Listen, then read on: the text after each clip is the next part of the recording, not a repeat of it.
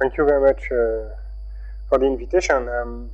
It's a great pleasure to be here. It's the first time I'm in that part of England. I've been working with Michael Green in Cambridge, so I know more the southern part.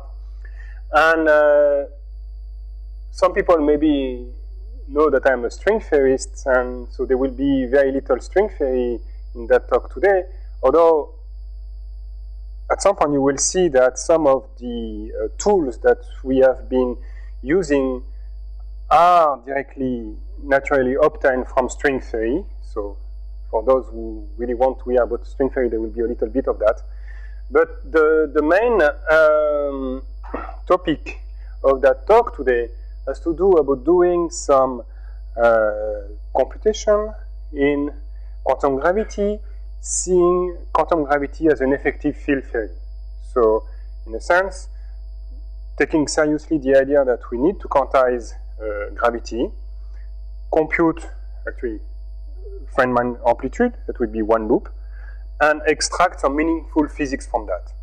And naively you would say that, okay, quantum gravity has all these problem of UV divergences, and it's not well defined if you don't really embed the theory in some setup. But actually this is not true. You can really do some physically meaningful computation using effective low energy quantum gravity as it is. Now, why do you want to do that? Why do you want first to consider quantum gravity and what could be the physical consequences of quantizing gravity? So there are two kinds of big consequences when you have a quantum field theory. Is that there is the UV, so high energy ultraviolet sector, and the infrared sector. Okay, so quantum gravity is like Yang-Mills theory. I mean, it contains a massless boson, the graviton, that mediates the gravitational force. So it's a long-range force. So then you have, if you are in 4 dimensions, you have to worry about what happens on the infrared scale. And a few ideas that have to do maybe with some infrared physics go into something around extra dimensions, and maybe the effect of the change of the gravitational law at cosmological scale that could explain something with the acceleration of the universe, and as well in some phenomenology of gravity, there are a lot of consideration about effective graviton mass, and that you can try to understand from quantum field theory point of view. And it's not what I'm going to do today, but I mean, this is the set of ideas that where effective field theory approach to quantum gravity can be useful to try to understand this setup. So. And there is, of course, the very well-known ultraviolet issues that you have from quantum gravity that goes from trying to find some signature of quantum gravity effect in CMB, for example, to the need of a theory that would make sense of any quantum gravity, like string theory or maybe some other theories. But we're still far from having completely understood this point. So quantum gravity is really something that started a long time ago. So the idea of quantizing gravity goes back to Feynman. And actually, Feynman introduced the idea of what we call the ghost, Fedelev-Popov ghost, in some lecture note, Acta Polonica, when he was trying actually to compute amplitude in quantum gravity. So after, of course, this was put in very nice framework by Bryce DeWitt, but everything goes back to what Feynman was trying to do. And what you do is essentially that if you start the Einstein-Hilbert action and you linearize around flat space, so this is my flat space, and so my coupling constant I call kappa 4 is related to Newton's constant by these relations, and then the quantum field is h mu nu, and this is, you want to compute amplitude with this quantum field fluctuating and propagating. So this is a spin 2 particle, because I mean, you see it has two indices. It has all the symmetries of the diffeomorphism invariance that you like from GR. And so superficially, it looks very similar to what you would do if you have a gauge theory. So if you can quantize the gauge theory, then quantize the graviton. Well, as you know, I mean, the situation is much more complicated than that. The reason is that because of the structure of the Stern-Hilbert action, if you then linearize on flat space, you get the kinetic term, and then you get an infinite set of derivative, infinite set of couplings that are all of the same second order, two derivative order. So it's a very symbolic notation. So it doesn't mean that it's only always a single derivative on H. I mean, I can have two derivatives on one field, but it's very symbolic. And you have a formulation where actually the notation is more appropriate, but I don't mean that this is the case for the specific case. But you see, so because of that, and here you have an increasing, you have all this infinite set of couplings, so from free point to any point, then and because it's always a two derivative coupling, this is where the bad UV behavior comes from when you do a power quanting analysis on gravity amplitude. So it's not very difficult to, so first, this is a case where you see that there's already a difference with gauge theory, because if you get gauge theory, you have the kinetic term, two derivative, then you get typically a cubic coupling with one derivative, and then there is the four field coupling that has no derivative, and that's it. So that means because the contact term with the four field has no derivative, it essentially is the reason why when you add more field, when you compute a multi-loop, or when you compute an amplitude, you add more external field, the UV behavior doesn't get worse, okay? And that you can renormalize the theory. Here, when you add extra gravitons, you don't improve the UV behavior, and this is what you can do if you look at the L loop amplitude and graviton at L loop in D dimension, the superficial power quanting, so if lambda is a UV cutoff, is D minus 2L plus 2. Okay? It's just dimension analysis. So it doesn't depend on N, the number of graviton, and this is exactly the statement of what you read here. So the first divergence you get in 4 dimension, if you take D equal 4, D minus 2 is 2, and if you are at one loop, 2 times 1 plus 2 is 4, so you get something that is lambda to the 4th. So that means dimensionally it's something that is of order the square of the Riemann tensor, or Ricci square, or Ricci scalar square, and that's the celebrated quantum term that was found by Toft and Veltman from a one-loop computation.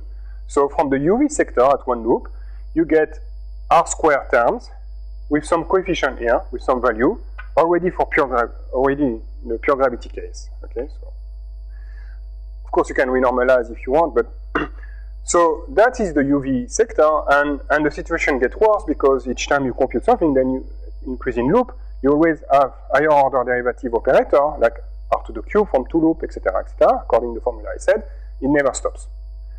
No, that normally is bad, because if you start thinking about this effective action here, then if you don't have a good knowledge of these values of these C's, then you don't know what to compute, because you have to fix the value of the quantum term, and this is why you are pretty worried about the meaningful predictivity of quantum gravity. What I'm going to say today has to do with quantities that are completely independent of the UV sector. So in a sense, you can focus on quantities that are universal and will only depend on the low energy field, the thing I have, graviton, and the type of background, so the classical background on which I am computing my quantum field theory amplitude, and the number of degrees of freedom. So in a sense, universal would mean that, of course, when I will present some numbers, it will be in pure gravity numbers. If I would do supergravity, the number will change because I will have more massless field that can contribute. But in a sense, it only depend on the low energy massless sector of the theory, and these numbers have to be reproduced by any fundamental theory of quantum gravity. So this idea of having something universal in effective low energy theory goes back to some work by John Donahue almost 20 years ago, where he understood that actually you can treat quantum gravity as an effective field theory in parallel to what you do from the pion scattering low energy effective action, and that there is very meaningful answer you can extract. So essentially, the contribution I'm going to focus on have to do with the infrared and not the UV. Okay, so this is what you should keep in mind.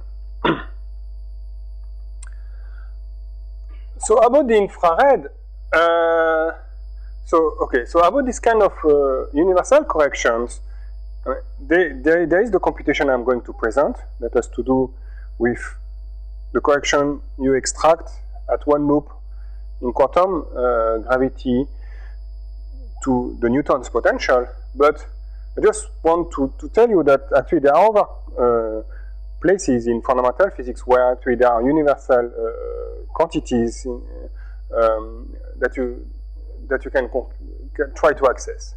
One is in particular something that Sen has been looking at, is that if you look at the entropy of a black hole, so the formula, the Hawking, Bekenstein-Hawking formula tells you that the entropy of the black hole is the area divided by the Planck, the Newton's constant, which I write here in terms of the Planck length. And then if you try to be away from an extremal black hole, then you try to look at Schwarzschild black hole, then you get some corrections to that formula.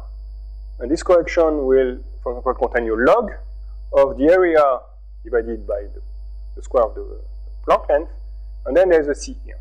And this constant C is precisely a constant that only is using knowledge of the low energy massless field and the background that you have been considering.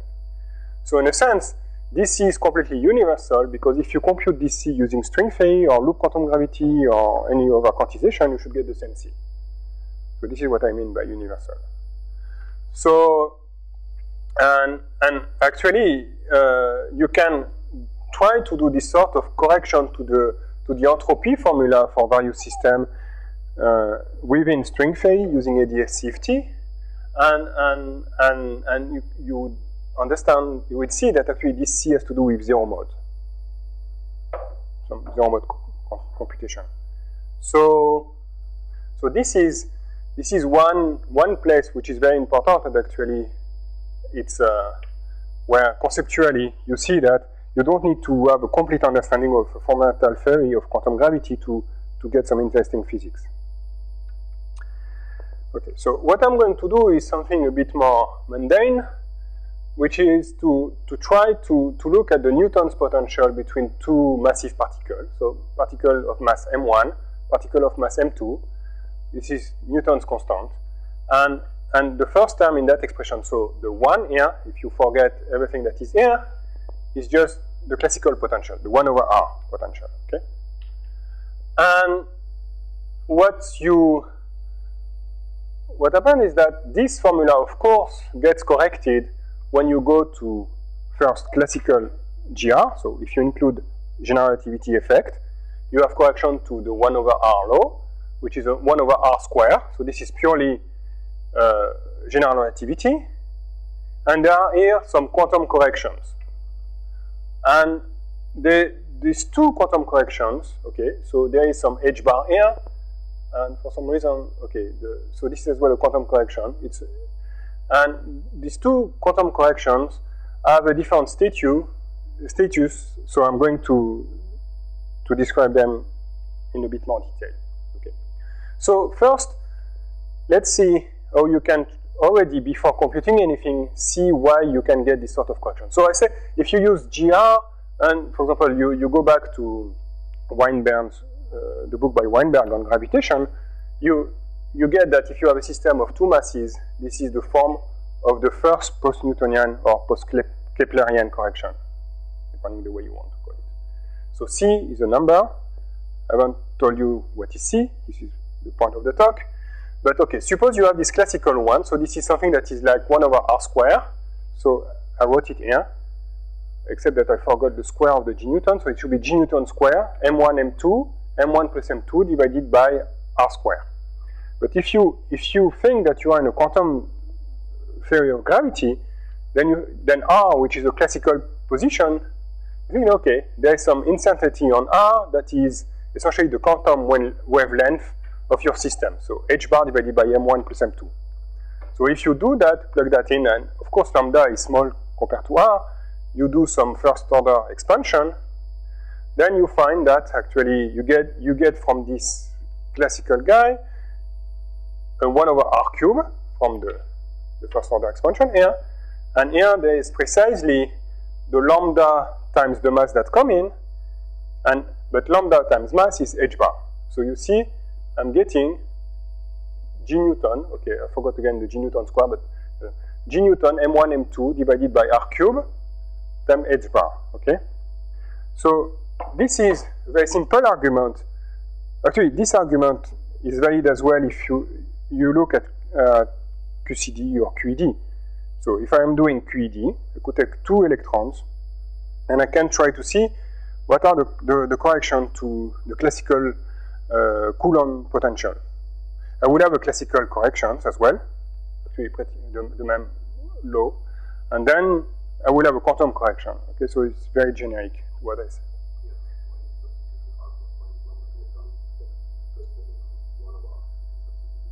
Or you can reabsorb it.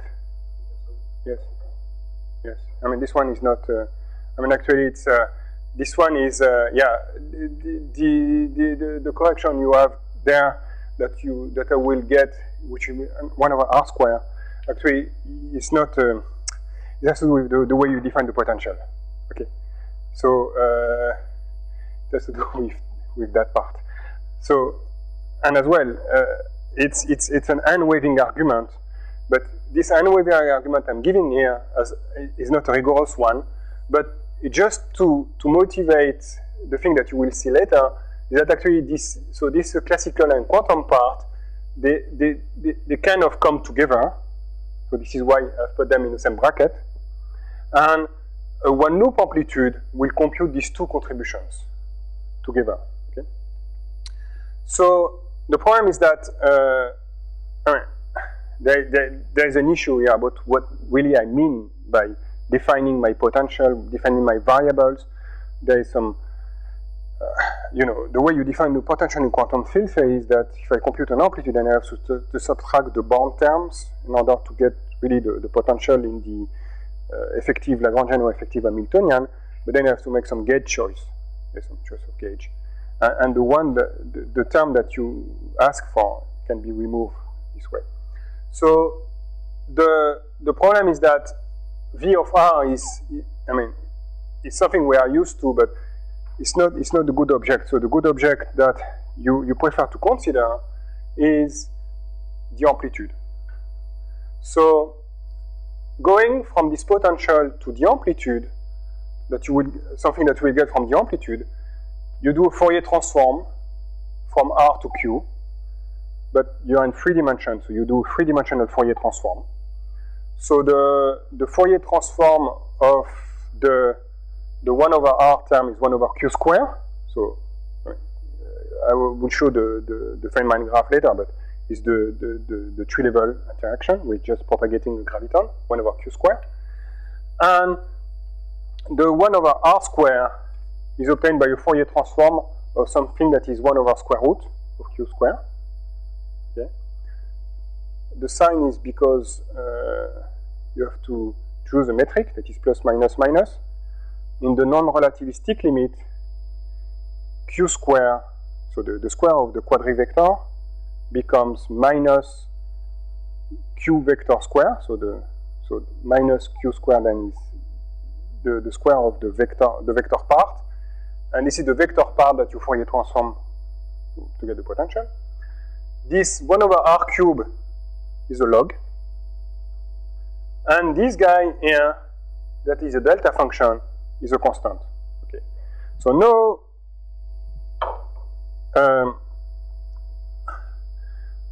essentially, what I'm going to explain is that, okay, so this is a tree-level term. All these guys are extracted from a one-loop computation with the exchange of the graviton. So square root and logs are, they are thresholds. So they are thresholds and massless for q square equals 0. So this is really non-analytic term that you get by propagating a massless field. So this is why I was talking about infrared physics at the beginning. But of course, from an amplitude, I'm getting more terms. But for example, I'm getting a term that is just a local term. And of course, I can get from my amplitude higher order in q square, according to my formula that gives the UV divergences. And this term is a local contribution that has to do with the UV behavior of the amplitude. This one is quantum. It's a log. Okay, a log can be both UV and IR, but the log I want is a log that is to do with the IR physics, not the UV physics. So essentially, coming back to this universality I mentioned at the beginning of the talk, the universality is for the Q and the C. And the Q prime depends really on the way the UV completion of your theory. So, and this is, I'm not interested in Q prime, I'm interested in Q and C. So before I go into this computation of the one loop amplitude, I want to stress one more point, which will be expanded a little in a few minutes, is that C is the classical contribution. Okay, so it's due to the non-linear effect of general relativity. So in a sense, I know what is C. I just take my Einstein equation and linearize, and then I do essentially what Weinberg explained in his book by computing the post-Keplerian coefficient. So this is, if you want, this is what the first post-Newtonian correction. So, okay, so that, okay, so that I have said. So the Q prime has to do with the quantum term. So I'm going to go to the next, and so now the point is that I want to compute the C and the Q, right? Right. Okay. So to the various contribution that I have here are in that potential, the 1 over q square and the other one. So the 1 over q square is Newton's potential by Fourier transform. Then, so I'm restating everything in terms of Feynman graphs. So I have here one line of a particle, mass m1, mass m2. Q is the momentum transfer, and then I'm propagating that. And in the non-relativistic limit, I'm getting this contribution. Okay. So of course, M1 and M2 can be. So I'm doing quantum field theory. So, but they don't have to be scalars. They can be fermions. They can be vectors. So they can have spin. So I will discuss actually how this coefficient depend on the spin and the multiple moment, the multiple contributions that you get from the structure of these guys. So, and as well, although this is going to be quantum field theory talk, you can think that this is like stars because it's non-relativistic computation. And the spin of the Marie particle would have to do with the natural spinning that we have with the stars. So this sort of computation at the end has a motivation to make a contact with what the people do when they do effective Lagrangian or Hamiltonian for the post-Newtonian corrections, in particular all the spin effect. And I want to tell you that quantum field theory method, actually low energy theorem that were known in QED by Goldberger, Weinberg and company, they can be transported to the gravity case. Okay, so now the point is that the tree level one graviton exchange is simple. The tree level two graviton exchange is not simple at all. Right? because, so if I have here my massive spin S particle of mass m, and then I emit two gravitons, so the blob is the sum of all the graphs, all these graphs here. Then of course I have the contribution from the 3-point vertices, the two channels here. Then I have this contact term, and then I have as well the possibility to emit a graviton, and then the graviton interacts with itself. Okay, so it's not, I mean, it's a computation you can do. I mean, the 3-point and 4-point vertices are known. They are known from the width work or Shannon work. If you look at the tensorial structure, it's better to use a computer to do that. It's a very simple process. It's annoying that it's so complicated. So as Kirill knows, actually, is that if you actually do this computation in background fill method, actually the 3-point vertex is simpler, so you can do it by hand, and that was actually the way Barry Holstein and Emil Bjornborg and John Donoghue did the computation some years ago. But okay. So what I want to say is that this is where the string theory aspect of my personality will come into the talk, is that I want to say that I can compute this gravity amplitude in a simple way, relating that to gauge theory, actually to QED. So I have to pause a little time from gravity to go to gauge theory to tell you how I relate the tree amplitude in gauge theory to gravity. So first, let me look at the process in Yang-Mills theory. So I have, this is a 6-point amplitude. You can think of these guys being gluons, and so you have all the possible permutation of this graph that you have here. So and the 6 gluon amplitude at tree level in QCD will be organized in terms of a part that has to do with the group theory, so the trace over the group factors, and amplitude that is the color stripped part that contains only the polarization and the momentum of your gluons. Okay, and of course, because as you know, if you use a double line notation for the gluons, this amplitude here, they depend on the ordering of the external legs. Okay, so you have a total amplitude that is the sum of.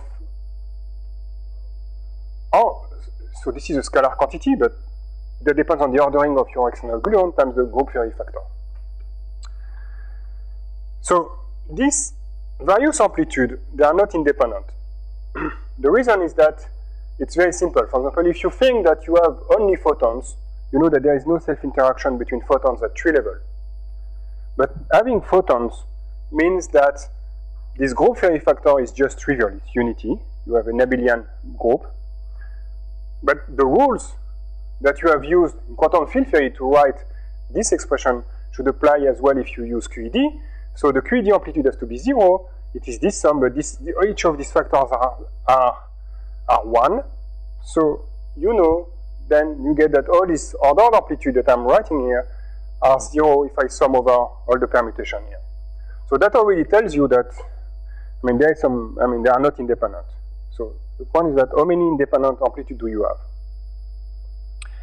Well, it's a question that can be addressed various ways, but the way I like to address it is that goes through string theory, because actually you don't need much string theory to understand what's going on. So understand, if you use a double line notation here for this graph, then you will get a fat graph. This fat graph actually can be, if you just make the graph very fat and the end of the graph look like points, so you have something that looks like disk with lines here, and then there is a line inside. Okay, so this is the way you see that if you have a disk amplitude in string theory and you take alpha prime going to 0 limit, you will get the tree amplitude in QCD. I'm retelling you what Toft told us about the large n limit of Yang-Mills amplitude, and this open string amplitude which has the alpha prime going to 0 limit given by this field theory amplitude I want to compute can be represented as something that is defined on the upper half plane, where my external particle, my gluon, are points that are marked here on the real line. And there is some ordering, the ordering I mentioned in the previous slide. So for each ordering, I am instructed to compute from string theory an integral that has this form. So by conformal invariance, only n-3 points matter. The other points are integrated over. So this is the xi. They are ordered. So there is a permutation that orders them. Here there is some function that will contain the difference of the position, the momenta, and the polarization.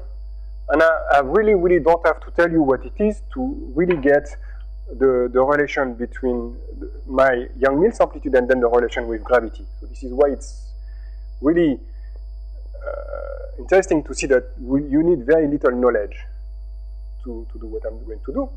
But the important point is that you have a factor that is xi minus xj times here the kinematic invariant, ki.kj. So for those who know string theory, that comes from the plane wave contraction and DOPs.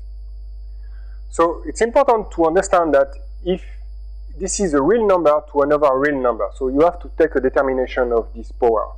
So that means if I have x1 minus x2 to some power, but if I now consider x2 minus x1, it's not the same, because if in one case this is positive, then I have the negative number to some real power. So there is a phase that will depending on the ordering. So although this is a tree-level amplitude, you have to pick a determination of that power. That means it is as if you have some kind of branch cut in your computation. And all this phase and this determination of the power is precisely what controls the relation between the amplitude. Okay, so suppose I look at an amplitude that is 1, 2, 3, 4. So that means I have 1, 2, 3, 4 on my disk. So I have to fix 3 points. So I fix 1, 2, and 4. So I fix 1 to be at 0, particle 2 to be at z equal 1, particle 4 to be at infinity. And so I just have to integrate over the position of 3. But because 3 is between 2 and 4, I draw that integration here. Now what I do is that I deform my contour of integration either to the top or to the bottom of that line. But when the integration of 3 will pass over 2, I have to pay attention that I will have x3 minus x2 that will become x2 minus x3, and that will change sign. So there will be a minus 1 to the power 2 alpha prime ki, k3, k2 to k3. Oops. So this is what I said. So when I pass here, I get minus 1 to the power k2 dot k3. And then when 3 pass over 1, I get an extra power.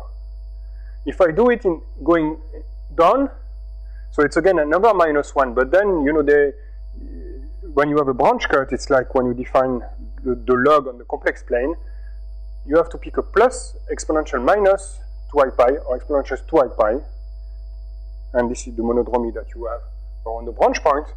That tells me that my original amplitude that was real, it has to be the sum of the two different contour deformations. So I'm getting a relation here. Here I'm still in string theory, so there's still alpha prime. But the imaginary part of that amplitude is 0, so then this is giving me a relation between my two colored amplitude. So I have colored amplitude when the gluon frees between 1 and 2, and colored amplitude when gluon frees between 1 and 4, and there is this kinematic, this function in front of it. And everything comes from here, doesn't depend on that function, because that function doesn't have branch cut when it changes. It can have pole, it will have pole, because the pole that you have corresponds to the propagation of the massless particle. But because it has no branch cut, it doesn't affect this phase that I described. And the other point is that, which I will say in a minute, is that because of this construction as well, if you write it with ki.kj, will apply as well when I have massive external particles. So this is one of the magic of the... Okay. So if I now go back to field theory and I take alpha prime going to 0, the sinus becomes its argument, so I get 2 pi alpha prime times k2 times k3 times the field theory amplitude here, and then I'm getting this guy times the field theory amplitude here. So if I suppress the 2 pi and the alpha prime, I'm getting this relation between the 2 ordered amplitude, which you can express if you want in terms of the Mandel-Stern variable, St and U. And this is one of the celebrated BCJ, Bern-Carrasco-Johansson relations between amplitude. But as you see, you get, I wrote it with 4-point amplitude because I will only need 4 points in the rest of the talk, but everything I said applies to any number of external legs. So, yes. Oh, okay, so I have to speed up a little bit. So, that's fine. So, if I turn the crank, here I got single sinus. I get sinus with this argument here. So if I do it in general, I deform the contour when I have n gluon, then I'm getting an object that we call the momentum kernel that annihilates the color ordered amplitude.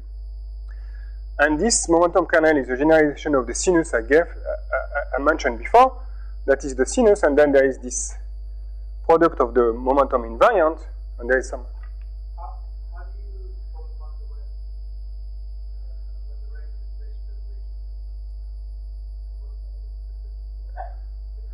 Okay, so here indeed, so I have to go this way. So, this is the blackboard. I can write with this. So, yeah, suppose I have 1, so 2, 3, 4, 5. So 5 is fixed at infinity, 2 is fixed at 1. Okay, so. Indeed, so this one goes to infinity, but this one is between fixed point. Or I could be here. So this is what I draw. So if you think that you are in a complex plane, so we'll have 1, 2, and then 5 at infinity.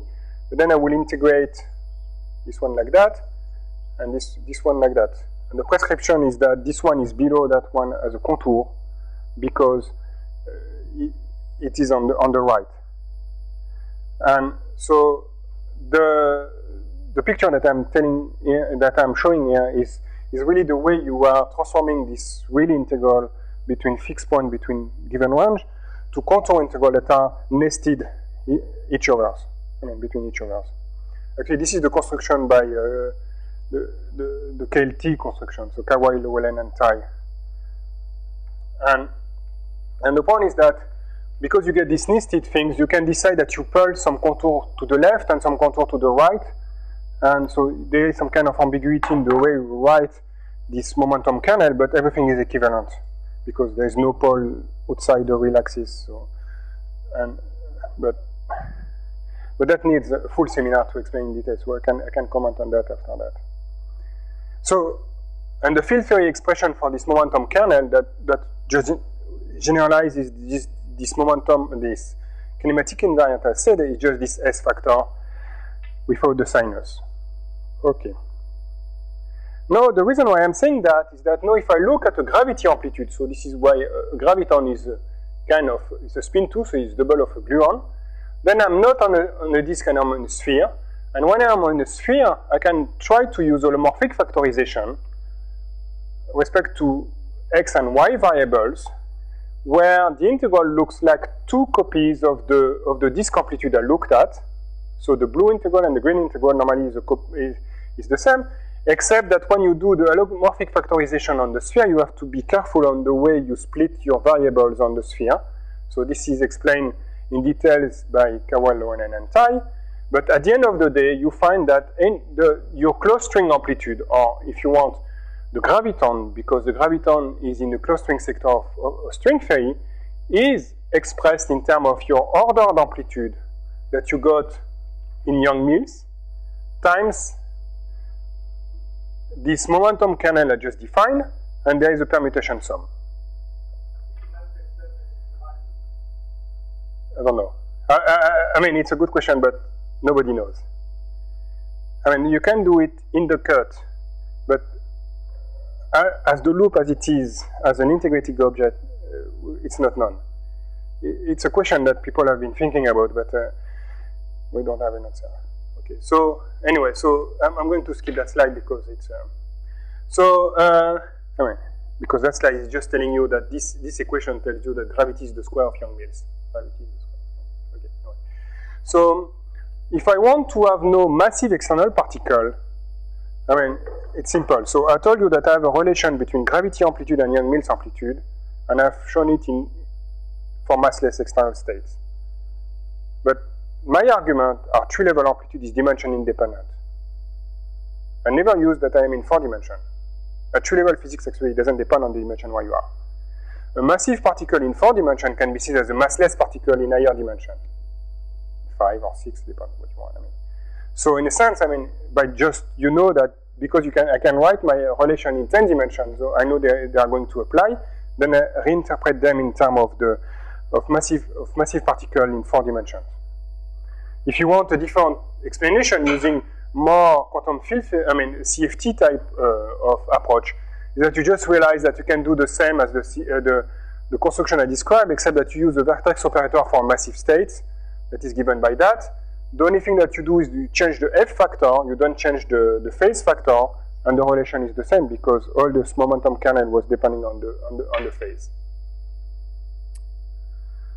Okay, so now if I do it for a gravity amplitude that I wanted to compute at tree level, which is this one, then the scale T construction tells me that my amplitude of 2 scalars radiating 2 gravitons, so this is a gravitational Compton scattering, is the product of 2 Young-Mills amplitude because for 4 points, I mean, it really simplifies to just one term, times one of the kinematical variable and the Newton's constant. Okay?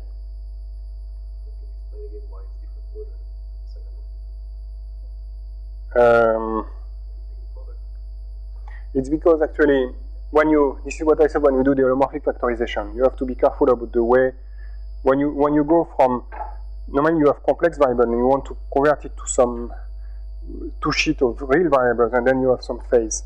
And that means if you look at it, there is a permutation here and there is a permutation there, and the two permutations are not the same. But your question is good because now I come to the fact that if I use the annihilation relation I showed you, I can make it like it's the same ordering here. I have a prefactor that is not so nice, but actually it's good actually for the one loop computation. And now I have the same ordering, I'm happy. So this is really 2 copies of the quantum scattering.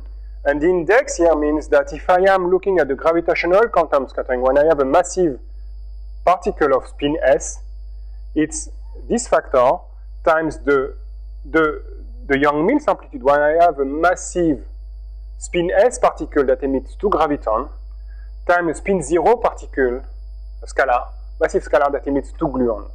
Okay? So far I'm still using gluon, but so this is the way you simplify it. So this thing is easy to compute, and you can check as an exercise that you will reproduce exactly what you have with the painful exercise. I mean, painfully using the vertices that you know for the multi-graviton. It's fine. It's spin S times spin 0. Oh, because if I add spin S1 and spin S2, I will get here an object that will be spin S1 plus S2.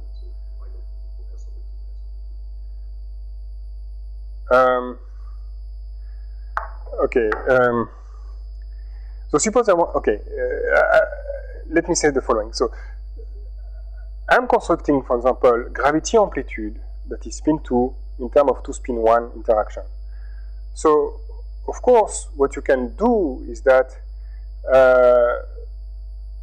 the matter part, you can construct it many ways. So I've decided to use a construction where I use spin S is spin S times a scalar. I could have used a construction where I use 2 different representations that, as in the branching rules, the representation I want. When you do supergravity, this is particularly important because when you want to construct n equal 4 supergravity, for example, you can use n equal 2 Young-Mills times n equal 2, or n equal 4 times n equal 0. I mean, n equal 0 means pure Young-Mills. So this is exactly the equivalent statement to what you said, because then you have different spin in the multiplet. Here is the simplest one. So Now, the thing is that, the amazing thing is that each of these amplitudes here are just this graph. So my massive particle, my two gauge bosons, the 3-point vertex, and the cubic. So it's interesting to see that you have completely, this guy just comes from the product of this one. Now, if you look at it, it's even more incredible that, I mean, it's not difficult, but what you do is that you don't do flavor changing. So you have here, for example, a massive scalar. It emits a gauge boson, but this is the same massive scalars. You don't have flavor changing. For example, you don't going to change the spin, you are not going to change the color, you are not going to change the charge. Because you really want to look at a non-relativistic computation. And because you don't change the flavor, it's only the abelian part of your Yang-Mills theory that counts. So actually this is Compton QED, Compton QED. So this is QED times QED gives you gravity. So if you, I mean, if you tell that to somebody that has never checked it explicitly and that two QED amplitude give you an amplitude that contains this self-interacting graviton, I mean, nobody would believe you, but this is a fact. I mean, and you can check it explicitly. So this is one of the magic of the KLT relations. So, I mean, there is some interesting consequence of that relation on the natural value of the G equal 2 factor, but I'm going to skip that because it's, by time, it's 1 hour, right? Okay. I mean, the point is that there is I just want to say briefly the fact that when I talk to gravity QED coupled to a massive, I mean, a particle of spin S, there is the geomagnetic ratio. And you can ask yourself, should I take 2 or something different from 2? And there was the Belli-Fante conjecture that G of S should be, if for a particle of spin S, it could be 1 over S. So 1/2 for an electron, we're happy, so because 1 over 1/2 is 2, but 1 for a vector, and okay.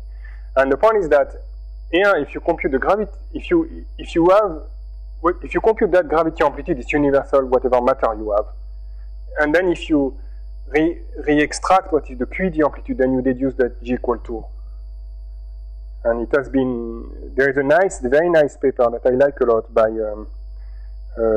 Barry Holstein. I mean, for some reason, his name is not on the slide. Yes, yeah. So there's a very nice paper by Barry Holstein that explains that from KLT, you get this natural value, classical natural value of G equal 2. Anyway, so I can discuss that later. But so I want to spend, before giving you the answer for the one loop amplitude, I want to spend a little time of telling how is it possible that I'm going to get some classical answer from a one loop amplitude. So I told you at the beginning that I want to get this coefficient C, and C is classical, it contains G Newton square actually, but no H bar. And no H bar is because it's classical. There is a log that has your H bar. So, I mean, that looks a bit weird because we know, I mean, okay. So we know that if we want to get something that is of order H bar to the n, we essentially have to compute an n loop amplitude, okay? So H bar is the loop counting parameter. But it's not because you have to compute n loop amplitude to get some given power of H bar that a loop amplitude cannot give a classical, you know, A implies B doesn't mean that B implies A, right? So this is what I'm going to tell. I mean, this thing has been as well studied in some cases by Barry Holstein and John Donoghue, but I mean, there is more to say on that fact that, to my knowledge, is not completely understood. But anyway, so I'm taking here a particle that can radiate, I mean, with a charged particle. And I want to look at what is the mean value of the stress energy tensor, and P1 and P2 are the momentum P1, P2 of my massive particle. Okay? So, I mean, there is the usual factor when you go to non-relativistic physics. So, and then there are the two form factors that I call F1 and F2. It's a classical notation. And essentially, Lorentz invariants tell you that you have to decompose it in terms of the momentum transfer and the difference of the momenta. And for F1, so the classical value is 1. For F2, the classical value is -1/2. And then if you sum all these graphs that are here. So photon and graviton. So you have to emit a graviton because you are computing the T mu, but this is the photon line. Okay, you get an answer that is, hopefully I didn't forget any H bar, but maybe so the charge of the electron, because it's my charge particle. So this is alpha. This is alpha. I mean, put C equal 1. Q is the momentum transfer. It comes with H bar here. There's the mass, and here there is a part that is the square root, and there's a part with the log. And you have certainly already done the exercise in your head, is that if you expand this, then you see that the square root, the H bar cancel. But the log, the H bar is here. And there was a constant here that I didn't write. It's a Q square. So this is the equivalent of the C I was mentioning, which is classical physics, no H bar. This is quantum physics, an H bar, that will be the log I'm going to compute. And this is the Q prime, the UV contribution I was mentioning at the beginning of the talk. So this has to do with the UV behavior, this has to do with the infrared physics, it's quantum, and this has to do with classical physics. I haven't yet, I'm going to use it now in a second, because the KLT relation I said are 3 level. I'm going to use it. This computation is 1 loop, but in the computation I'm going to do with gravity, I'm going to use the KLT. Okay? I just want to explain why I will get a classical. So if you do a Fourier transform of that expression, then you get, to make contact with the potential I mentioned, the delta function for the contact interaction, and then the usual form of the potential. And again, you can see that the 1 over r to the 5th can be motivated from the 1 r to the 4th if you use the Compton uncertainty. I mean, so it's very similar in that case to what I said. Okay. Very good. And the reason why you can get classical physics from loops is because when you look at the Klein-Gordon equation, then you have, in a way, the mass that comes with 1 over h bar. And you can compensate from over h bar you get somewhere else. Okay. So now I'm going to do the 1 loop computation. And so this is massive particle with some spin that exchanges 2 gravitons. So this is the first correction I can imagine to that 3-level graph. I'm going to do it using on-shell unitarity method. So that means what I will do is that I will reconstruct the part I want to compute by looking at the 2 particle cut. Yeah, I will cut the graph here. So in my cut, I will factorize my 1 loop amplitude on the product of 2 3-level amplitude. The 2 3-level amplitude are the one I described, and they are expressed in terms of the QED amplitude. Okay, so this is why I will use KLT. So now you ask about the use of KLT relation at 1 loop. So what happens is that when you do cut like that, okay, you can have many cuts. Some of the KLT relation tells you the relation between different ordering, okay, of the amplitude. So what you can do is that you can, using KLT in the cut, relate various ordering in the cut. So that means at the end you know that you will relate different integrals. So because in the cut you go back to trees, you can use KLT, tree KLT in the cut. And so far this is the only thing I know really how to use. We don't know if there is any KLT relation at the really for the 1 loop amplitude.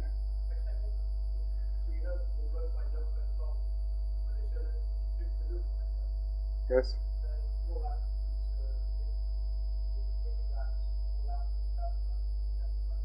Yes.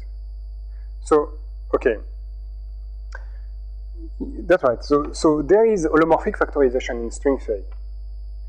But it's not because you have holomorphic factorization that you know that you have a KLT relation between the amplitude. I'm talking about a KLT relation at 1 loop would be that, suppose I have a 1 loop amplitude where I have gluon 1, 2, 3, 4, 1 loop. And I want to compare it to the 1 loop amplitude when I have gluon 1, gluon 3, gluon 2, gluon 4, 1 loop. And I would like to know if is there any simple relation between these two that is a function of the kinematic invariant or whatever. Of course, in that case, I mean, I know the answer on both sides, so I can compare. But the point is that it's different from using KLT in the cut and relating the integrand. So you can use the integrand relation.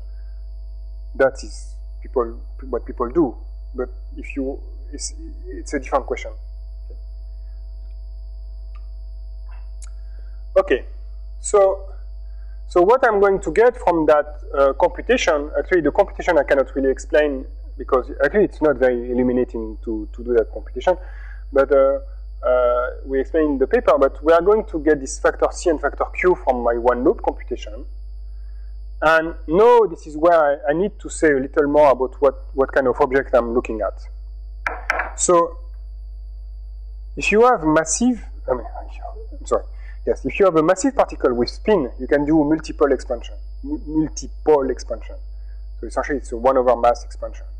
So you will get a singlet, you will get spin orbit, and if you have vector, you can have quadruple terms and etc. Okay, and it's extremely important for people looking at gravity wave production to really understand all this effect. So in QED, you know what to do with these sort of things. I mean, people have looked at low energy theorem in QED in the 70s, and you perfectly understand how it works at the level of the amplitude. In particular, how you relate the quantum scattering to the Thomson scattering.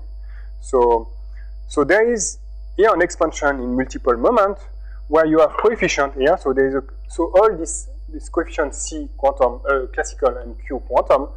You will have a contribution that is the spin-independent contribution, so times the spinless state. And then there is a contribution that depends on the spin orbit of one of the guy. Then there is a contribution with the 2 spin orbit, and then, etc. Okay? So now, all these coefficients, by definition, are independent of the spin, because I factorize the spin here.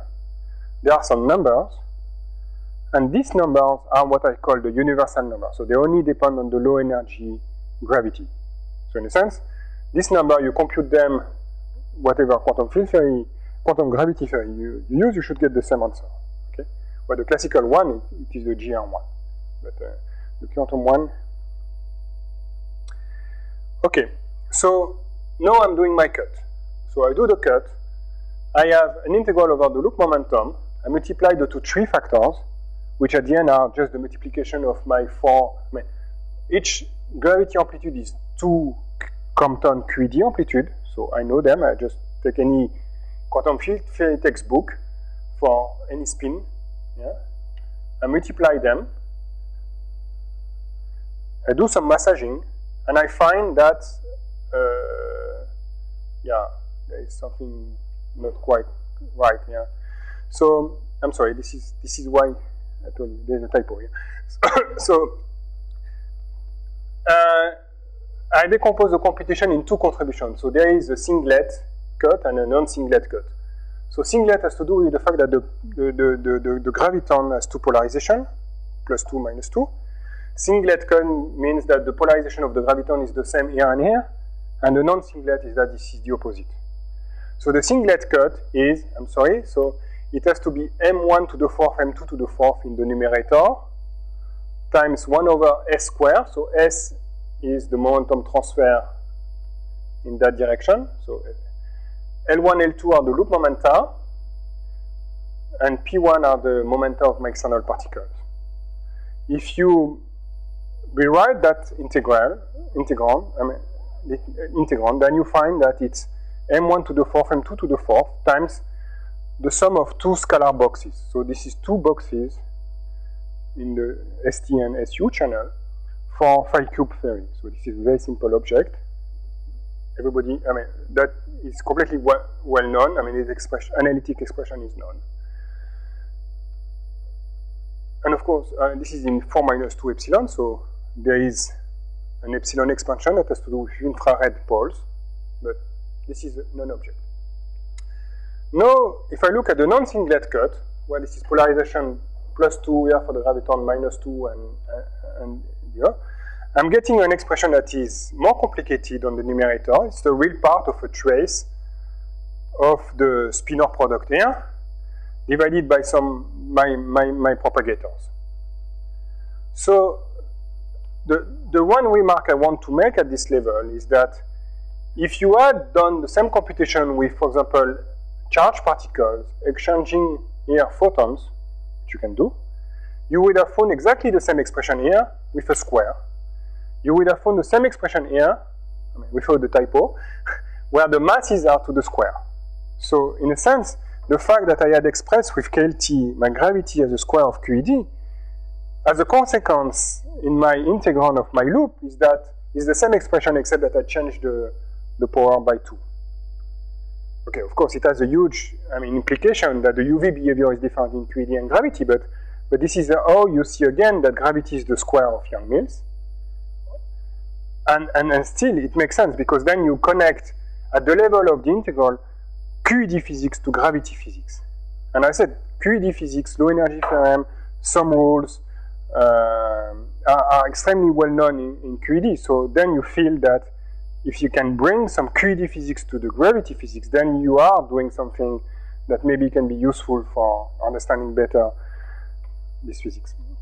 So if you do the computation, you find that for the spinless part,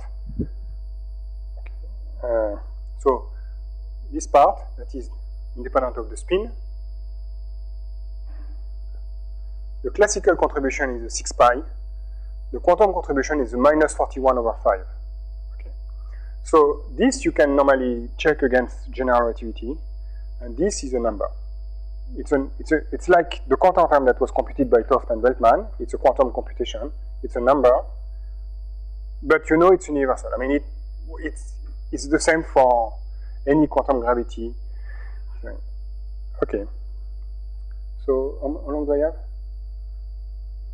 Minus.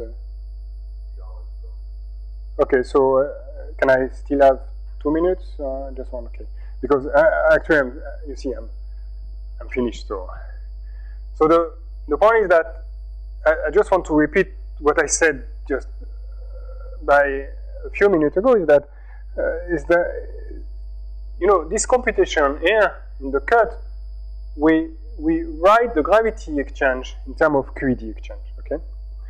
Now in QED, Lowe, Gell-Mann, Goldberger, Weinberg have actually explained that if you use, there are a lot of low energy theorems. And low energy theorems tells you exactly what happens when you have the photon have small momentum, and how actually you can understand the quantum corrections to, for example, the quantum scattering. So here is a case where you have the spinless part. So if I look at the quantum scattering for an electron scattering 2 photons or a vector scattering 2 photons, the spin, so there is a spin singlet, and what multiplies it is the same amplitude as if I scattered the photon out of a scalar.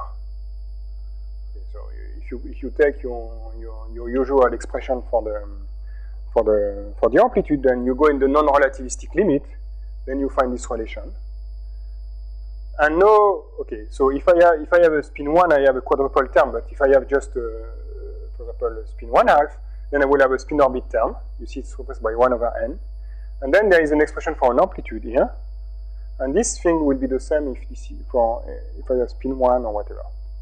So, because here, you see, I have this relation at the level of the QED, and if I tell you that I have computed the amplitude between 2 massive scalars here, now if I do the same computation with a massive scalar and a massive fermion, I know that the spin-independent part will give me the same, because the QED part of the computation that I will put in my cut for the 3 amplitude will be exactly the same. Just a repetition. So I have no computation to do. So in a sense, it simplifies your life quite a lot. Of course, if I want to compute a spin-orbit interaction, I cannot just do it with scalars, but in a sense, I mean, it's certainly easier to, you can choose very well your system to do that. So And in the case of the quantum scattering, I mean, this is a generic form that you have for this decomposition. Right. Okay. So this is the end of the talk. So essentially, what I wanted to explain is that that you can do reliable quantum field theory computation in gravity, considering gravity as an effective action, extract some meaningful physics of it that doesn't depend on the UV, and do it as well in a way that is pretty efficient. So, in a sense, if you think about what I have been doing, okay, if you try to do the same computation using the rules of the Feynman rules that you get from the Einstein interaction, you can do it, but it's terrible because the tensorial structure kills you, and as well there's all this issue of ghost and things like that.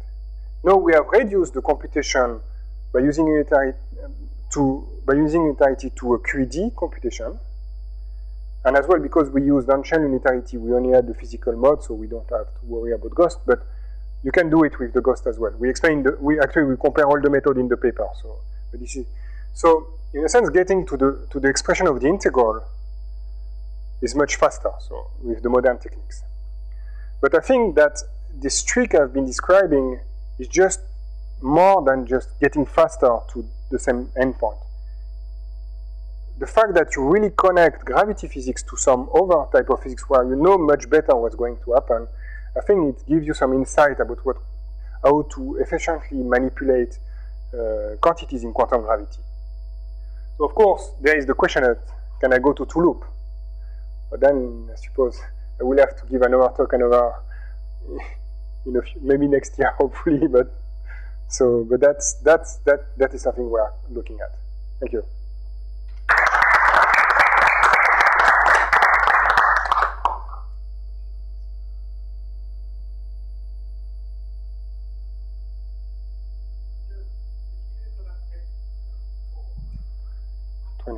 Okay. Yes.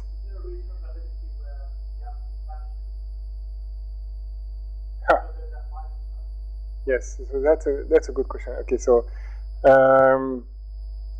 yes and no. Okay. The point is that there is some vanishing, but not the one you think of.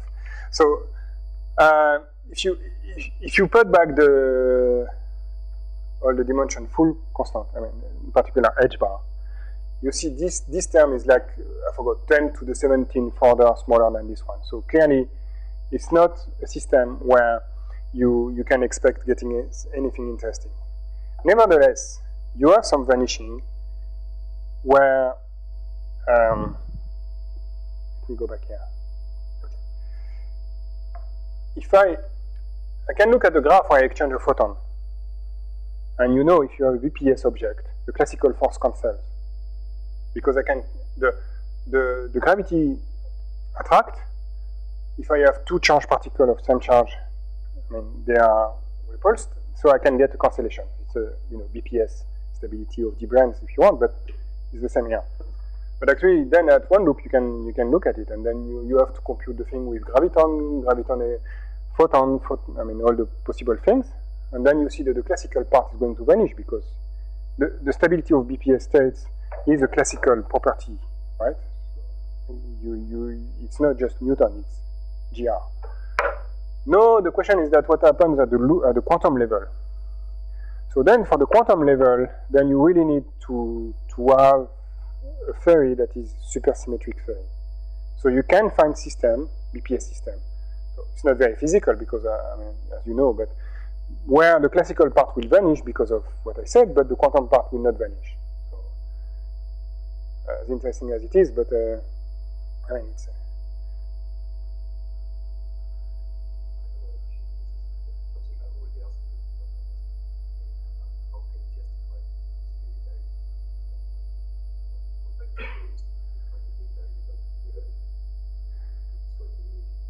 right. Okay.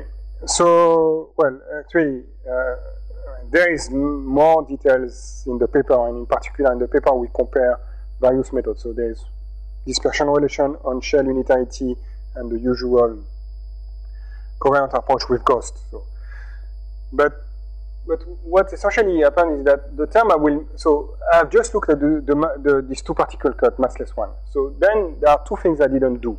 That I didn't look at the cut in that sector, but here I have massive particles. So I'm missing objects that have massive thresholds. But in the limit I want to look at, which is the long range interaction, this one will not contribute. So I'm not reconstructing the full amplitude, I'm just reconstructing part of the amplitude. But because it doesn't contribute to my physics. And the same as well. So unitarity misses the rational piece. But the rational piece are not the one that contribute to the contribution I want to look at. So this is indeed, I should have maybe said that during the talk, is that if you, for this problem, you can just focus on what you want to compute.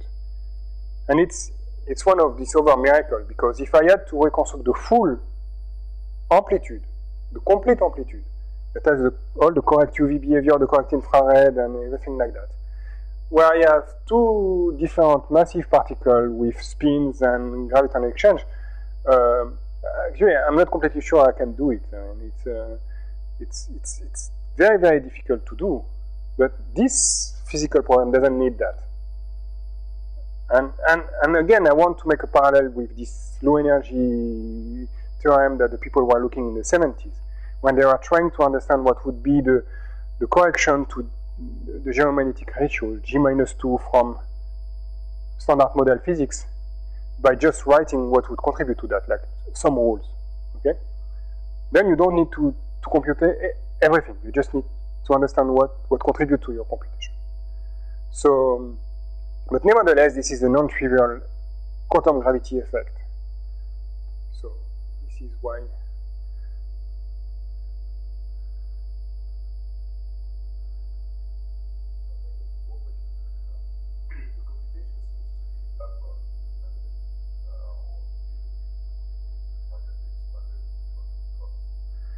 Okay, so the computation I've presented here is flat space, because I essentially use the amplitude technique on flat space. There is a version of that computation on Schwarzschild background, a Schwarzschild black hole. So what I said essentially applies, and this has been done by Emil Bjornborg and John Donoghue. So, but what I described, I mean, is the same.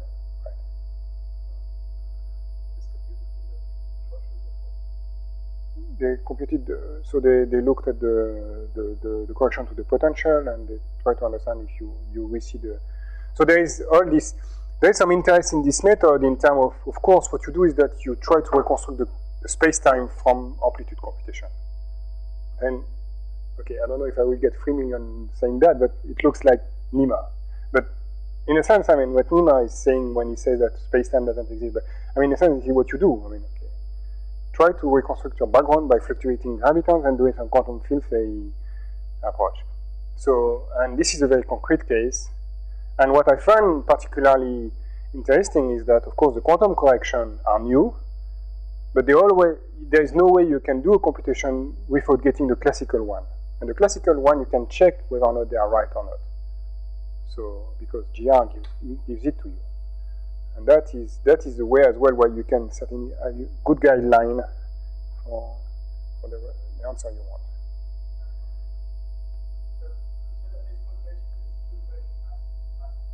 Yes.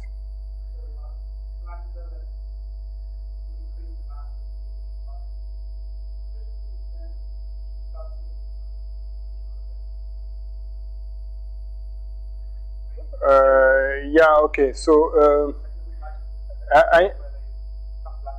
yes, so I'm interested in a setup where I make contact with the non-relativistic limit. So essentially I'm thinking at the validity of the computation where I have a star and, I mean, 2 stars.